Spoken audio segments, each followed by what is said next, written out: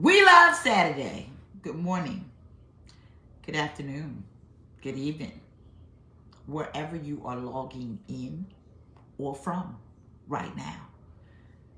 I normally would say it's Car Chronicles time, but it's not. It's Saturday. Hi, baby. Hi, Snee. That's my husband going up the timeline. I love that man. I'm crazy about my husband, Yolanda May. Just went up the timeline, and I hope that you guys are setting your notification to this page. God bless you all. Brooklyn Williams. Fancy way to say Brooklyn. That's where the birth be at. Federica, how you doing? Irene, it's good to see you. You're gorgeous too. Nicole Latrice Wardlaw is on here. Kim Floyd. Riri, good morning, babe. You just rolled over to me, Fred. God bless you to all of you.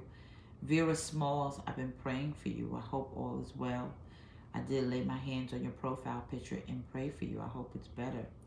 Elizabeth Lavana Johnson, God bless you. The Re-Warrior just went up the timeline. Sandra Pammerman, I love your good news. Thank you for putting it in my inbox. Shelly Ann Dixon from beautiful Jamaica.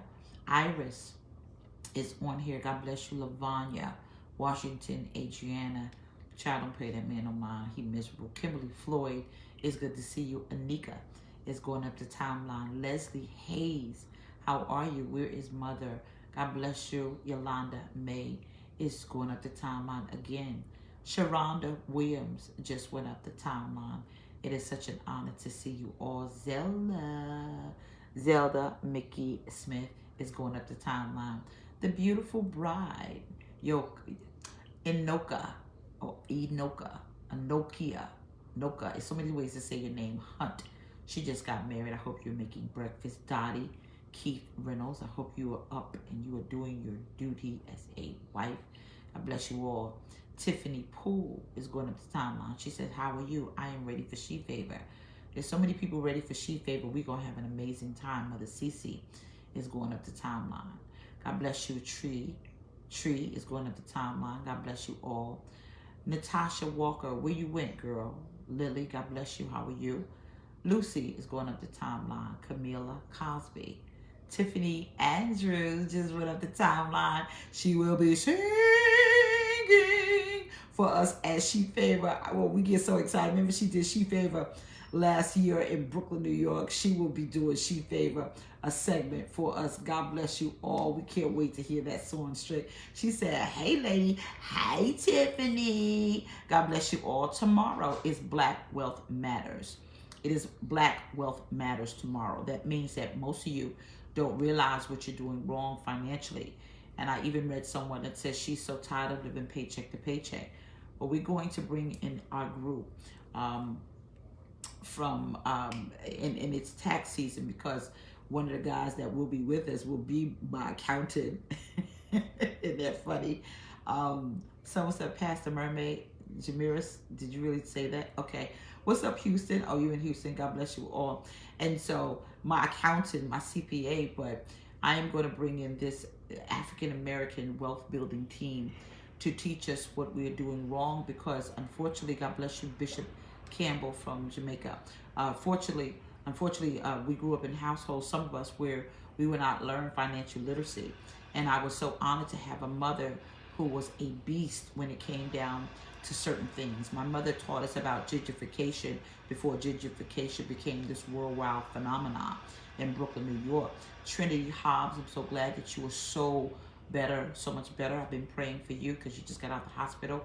Mommy Kim told me that you were not well. We've been praying. Duval, God bless you. And so someone said, please give me details. So tomorrow, please bring a guest or be a guest for our Black Wealth Matters Sunday. It's a free event. Bring your pens and your papers and be in the building, because we're not just worried about your spirit. We're worried about your mind, your body, and your soul. We're worried about your life. And so I'm glad you're on here, because we're ready to have a life conversation right now, because I'm going to take this day. Wanda Briscoe from Maryland, I'm going to take this day and I'm going to rest, because I need it, because I am still recuperating from my vacation. Thank you, honey. JG Legacy will be with us tomorrow. Langsy will be with us. It's the financial team that is coming, a group of African American men and women who are going to help you. And someone said, I'm tired of living paycheck to paycheck. Tiffany Poole will be online and you'll be in the building. And so I want to talk to you about something. I want to say something to you, and I want you to pay attention because I'm going to show you something. Michelle put up the address right there at 5323 East Independence Boulevard, Unity Charlotte International, where Pastor Fred Gooden is the senior pastor. But I'm going to show y'all something because a lot of people don't understand what happened to you. No one understands what happened to you. I am going to help you discover something right now. Do you have a pen? Do you have a paper? Do you have anything to write with? Are you going to watch the replay? What's up, Corey Page and Tay Ray? Do you watch the replay? I want you to get a pen and a paper. And I'm going to give you some assignments right now. Someone called me Brooklyn Finance. Thank you. Hold on. Watch this. Now, turn up your phone. Turn it up. Turn it up. Turn it up. Turn up your phone. Did you do that? Okay. Watch this. I am going to ask y'all a question. You're going to respond, but not to me. You're going to write down the response because I am going to give you something right now. Are you ready? Get a pen, get a paper, or watch it later with your pen and your paper. I am getting ready to help a lot of people with self-discovery. I had to do it myself. What's up, Pensacola, Florida? How you doing, Miss Sharon? Hey, Keaton. Now, ready? So now this is what it is. I'm going to ask you a question. You're going to write your answer down on the pen and the paper that is in front of you. What happened to you? What happened to you? What happened to you? What do you mean? Avis, happy birthday to you. I want you to write down your rubric or your objective. What happened to me? Did you write the question down? All right. Let me help you. I am going to ask this phone a question, and I'm going to give you a word. Write the response down. You ready? Now, here we go. What happened to you? Did you write it down? This word, trauma. Write that down.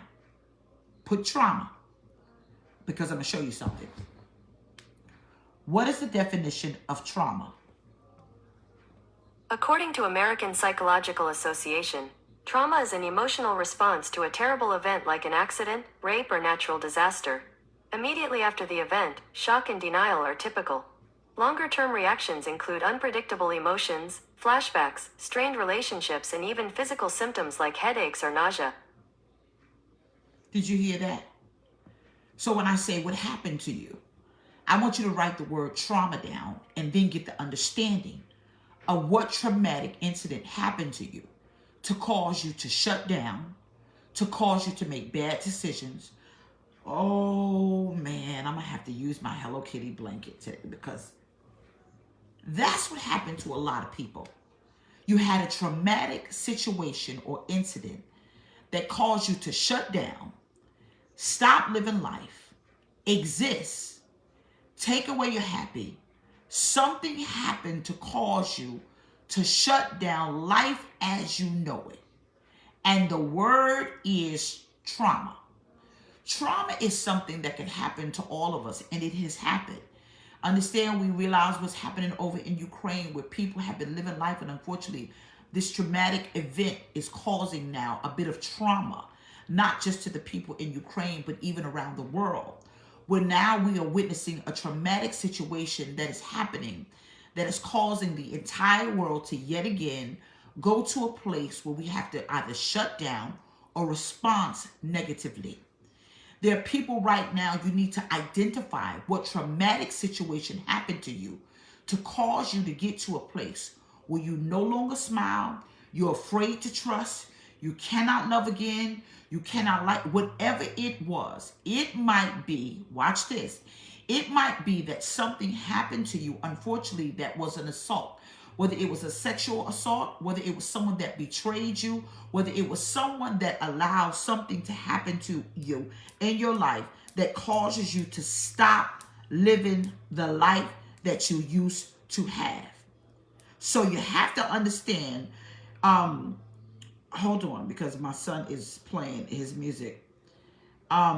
it causes you to go into a place of shock, because the place of shock causes you to do what the word traumatic does. You pause, you stop, you says, I'm no longer going to deal with it. Now, someone said because someone died. Someone said that unfortunately they had childhood trauma, or someone in their life passed away. And whatever that it was, you got to identify it. You keep asking, well, what happened to me? What happened to me? And you don't even remember the date.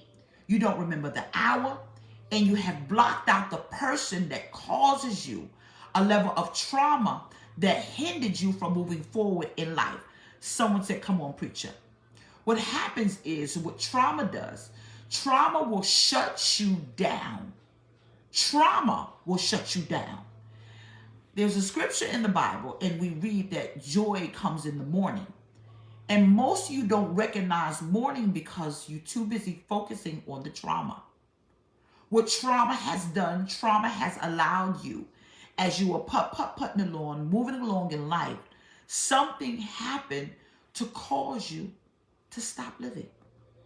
I'm going to live my life. Now, I know a lot of folks don't like me, and I know you can call me whatever it is that y'all want to call me. If you want to throw me under the bus, go ahead, because Jesus is my driver. But what I want you to do is I want you to write down those traumatic situations down. And you've got to take back your life. You got to take it back.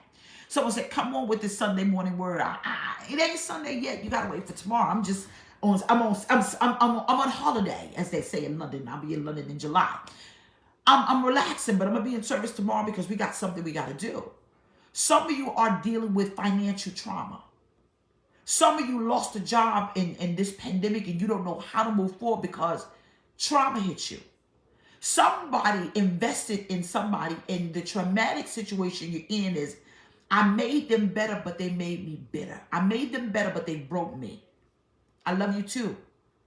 I made my daughter or my son better, and they hurt me. Whoever the traumatic situation is attached to today, oh Lord, Caprice Watson, it's going to be okay. You're crying, honey. Whatever the traumatic situation is, I need you to write it down today. The reason why I want you to write it down is because when you come to the understanding of whatever that traumatic situation is, and you accept that this is the reason I'm here, you will no longer allow that situation to victimize you, because hopefully you'll get to the place where you'll take it back. I don't care who it was, what it was, and how painful it was. You have the ability to say, I owe it to myself to love again, laugh again, smile again, breathe again. I owe it to myself to say, I know that I cannot take back the person from the grave, but at least I can live where they left off. You ever thought about this? At least I can live where they left off. See, my mom passed away. And a lot of things that she didn't do or she didn't want to do, I'm going to do it for her. You can make an incentive from somebody's experience of grief. You can make an incentive for your son that I'm going to live for you because you can't do it anymore. You can make an incentive for your daughter, your mother, whoever it is that unfortunately is no longer here to see you do what they didn't complete. I believe in incentive with 1,000 people on the sound of my voice. I believe in life incentives. Incentive help me move. People say, well, how are you so strong? How are you so brave? I set incentives for my life every single day, that in order for me to do this, I got to do that. So in order for you to move forward, what you got to do is you got to write down the person's name that you might possibly be grieving. You may have to write your son's name down or your daughter's name down, or whoever it is that traumatic situation took your ability to live, love, and smile, and put it there and say, I'm going to do this because you can't any longer. I'm going to do this because you're not here to see it, but at least you can use my eyes. Trauma is something that most people don't want to identify with. Do you know that trauma can hold you hostage your entire life? It's up to you to get the key and unlock the power of moving forward. It's called motivation. I'm going to use this traumatic situation to motivate me to be better. There's so many people, someone said, God is helping me. And he is, Elisa Thompson. He is radical faith. He is. But suppose I told you, if you allow a small voice in the back of your mind today, after you identify the trauma, to tell you, do it for me. Do it for yourself. Do it because you owe it to yourself, not anyone else. Don't do it for the people that says, nah, you can't do that. Do it for the person that says, I want to do that. But unfortunately, I might be disabled. I want to do that. But it may not be in my power. It may not be in their power. But you can let it be in yours. I move every day like a freight train because of trauma. Do you know people who don't like you? They think that that's trauma, but it's not. It's actually fuel. Sometimes you gotta move forward because of their fuel. Because they told you you couldn't do it. They told you you shouldn't do it. They told you God didn't ordain you to do that. They come against you because they're trying to cripple you with trauma. Trauma is a crippling thing. Okay, I gotta say it again because you didn't get it and people are late. Well, let me help you. Watch this. Let me do it again for those that are late. Turn it up. What is the definition of trauma? Here's the definition of trauma: a deeply distressing or disturbing experience. It's a deeply depressing, disturbing experience that causes you to stop. Now, here is more of your assignment. Write down the day the traumatic situation happened. Write the day and write the year down. Write it down. Write the day and the year the traumatic situation happened. What happens is, whatever date and year it was, what you find yourself noticing of that traumatic situation is you begin to pull back from life. You begin to pull back from your family. You begin to pull back from things that seem familiar. You begin to pull back. Instead of moving forward towards a different situation, person, or circumstance, you allow that one traumatic situation to cripple your ability to even get close to anyone that remotely looks like that.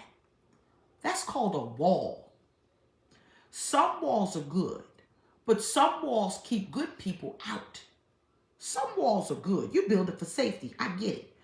But do you know when you build a wall with traumatic, you build a wall so high to nobody wants to get close to you to help take it down.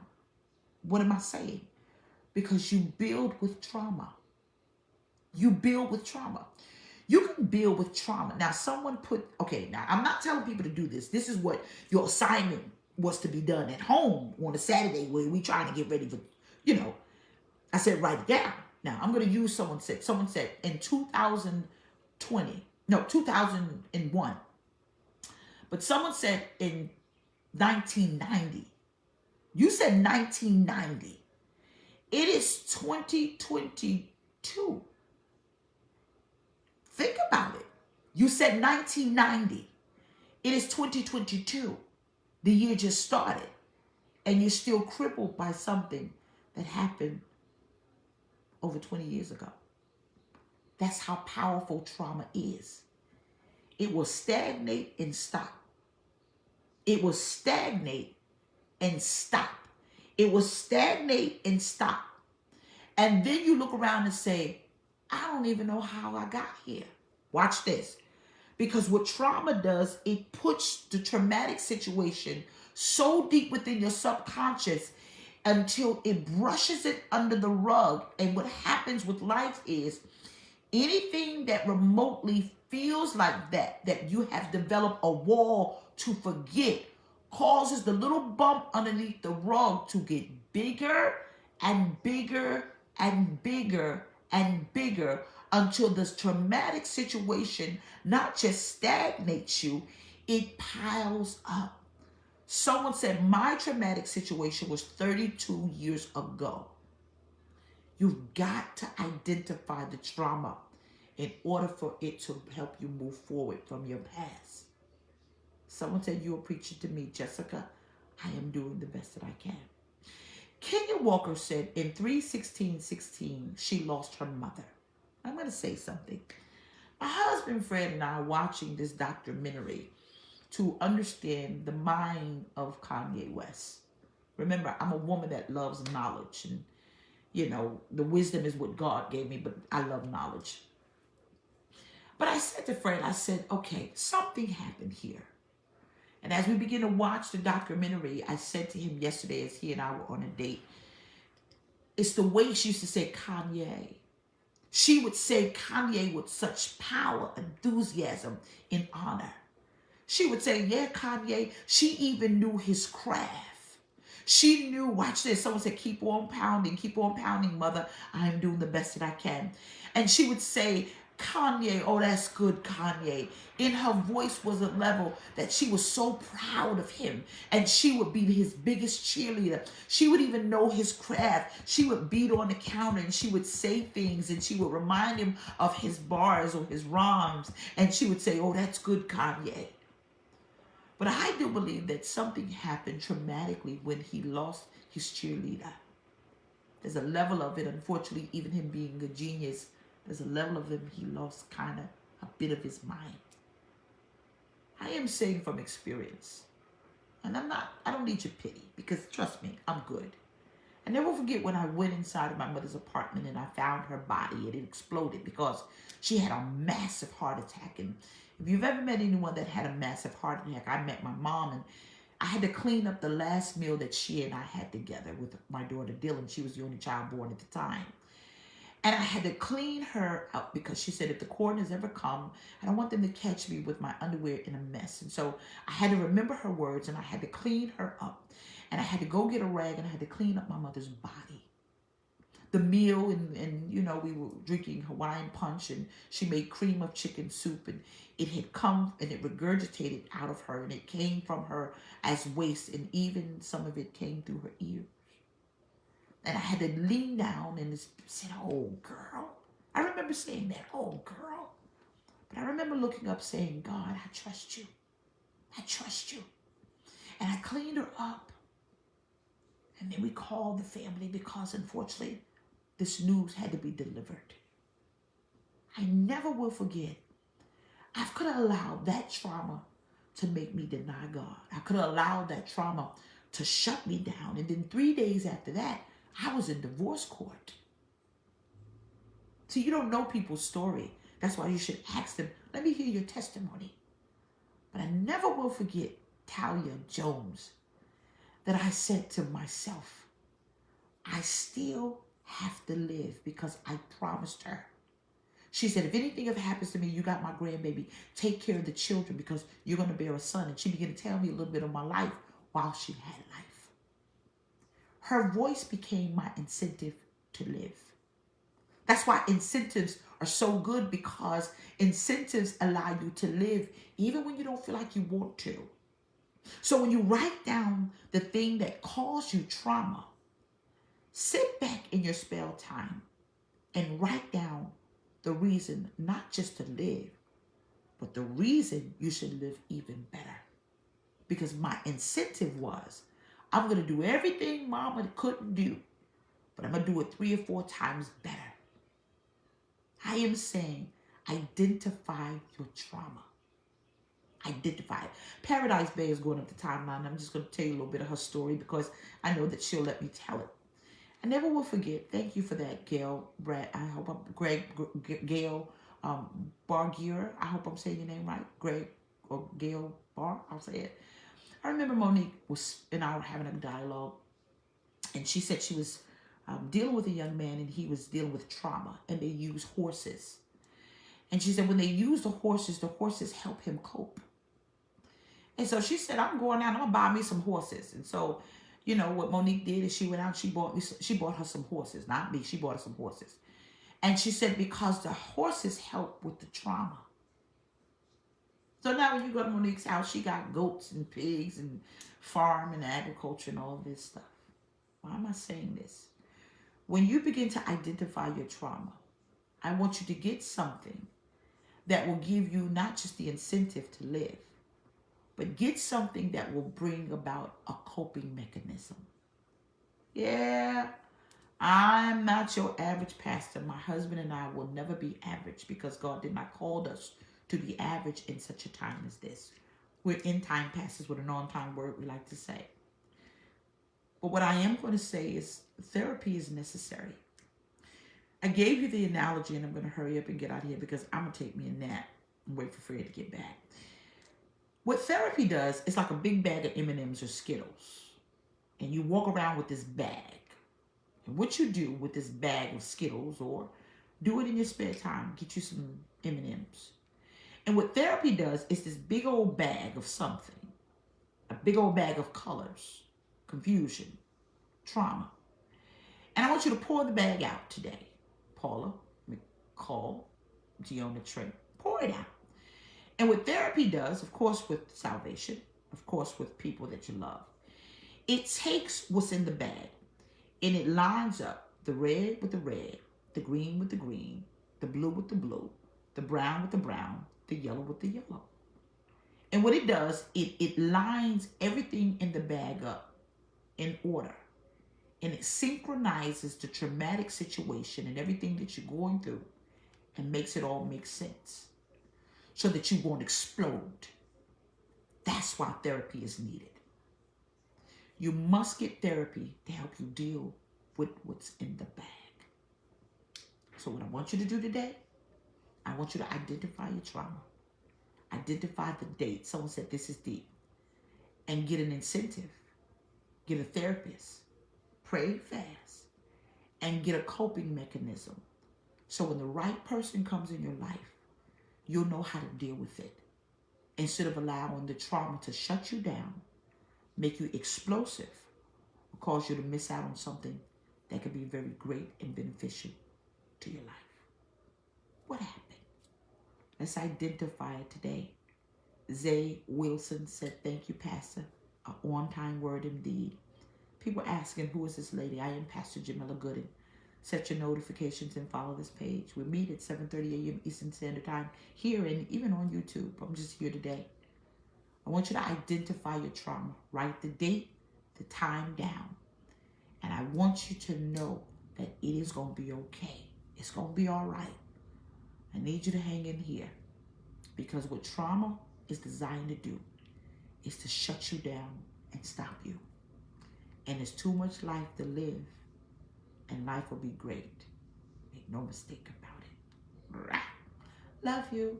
I'm going to bed now. I'll go to sleep. Sleep is my friend, child. I need some sleep. See y'all tomorrow in service. And of course, she fell. Vanessa Edwards, I'm honored to serve. God bless you.